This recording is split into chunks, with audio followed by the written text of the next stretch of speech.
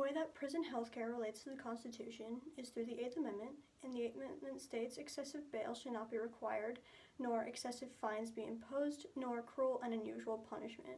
And we believe that prisoners not getting the right healthcare is cruel and unusual punishment because they're not getting their needs assessed. So instead of prisoners getting treated when they have, let's say, chickenpox or measles, the prison instead to just quarantine them altogether until the disease goes away. That's bad because they're not getting treated properly, which can cause other diseases to get them sick and possibly die. Another factor of bad healthcare in prisons is overcrowding because they can't treat the whole population fully or adequately, so that just makes everything bad. International standards require that prisoners with conditions such as cancer and mental health issues, they are required to get transported to hospitals where they can get specialized treatments for their conditions. Prisoners with pre-existing infectious diseases like HIV, AIDS, strep throat, and others may not get treated correctly or don't get treated at all, so it makes the whole prison infected with diseases. Do for them is put them in a medical unit and keep them on morphine. Can I just take him? But yeah, the only time you get real serious medical help is if you were in a massive fight and either got stabbed or something like that. Then they help you immediately. Otherwise, it could take months to a year to get any kind of help. So do you is it like a regular doctor's office? Do you No. schedule appointments or? You have to, but it's called what they have a medical kite. You fill it out and tell them what your problem is, and it could take anywhere from 2 to 3 weeks to even get an appointment. So is there only one doctor or are there multiple doctors? There's only one doctor. In the institution I was in, it was made for, 900 something inmates, and there's 1,200 inmates. But there's only one doctor, maybe two, and they work in shifts. One's in the morning through a certain time, one's in the afternoon through a certain time.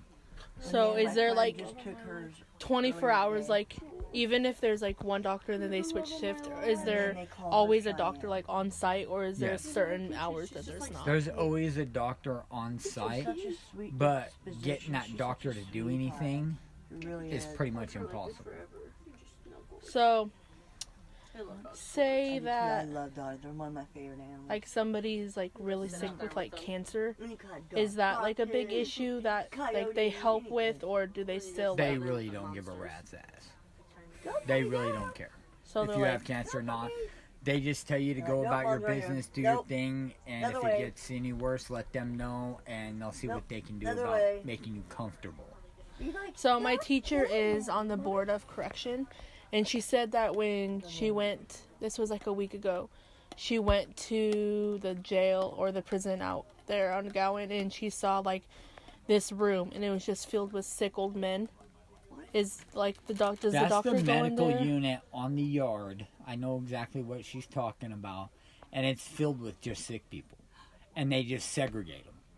They keep them segregated from population, give them medication, and stuff like that. That's all they do. So does a doctor come in and check up on them, or do they just leave them in there? They leave them in there with a guard, and if they have any issues, then they'll have them either go to medical or the doctor might come down. That just depends on if the doctor wants to walk that far. Wow. Literally. So healthcare is a thing in the Constitution that you have to have. You have to be treated with health, and so I guess And with respect. Yeah. So I guess they don't have that. They do have healthcare in there, but it's at their convenience. When they can get around to helping you, when they want to get around to helping you. Like I said, I've known guys out there that's had hernias for a year waiting to get surgery done on it, but the state doesn't want to pay for the surgery to have that hernia fixed when it's not their big concern. Unless it gets too bad and then they're forced to because someone's suing them. Or they're dying. Even then they really don't care. They'll just keep you comfortable over on the yard at a medical unit until you die. That's all they'll do. They don't really care. I knew a guy doing a life sentence who was diagnosed with terminal cancer, and all they did was stick him in the medical unit and dope him up on morphine until he died. They didn't give a rat's ass, and he got charged with a DUI, was sentenced to 1 year fixed. 6 months into his prison term, he died. That's the kind of medical care they give you out there. No chemo, no nothing. No, they just kept him doped up on morphine until he died. So when you were there, Which time? anytime, did you get sick, like with the flu or anything? Yeah. And what did they do then? They tell you to get lots of bed rest, tell you that you can buy all the cold stuff off a commissary unless you're indigent, which means you have no money.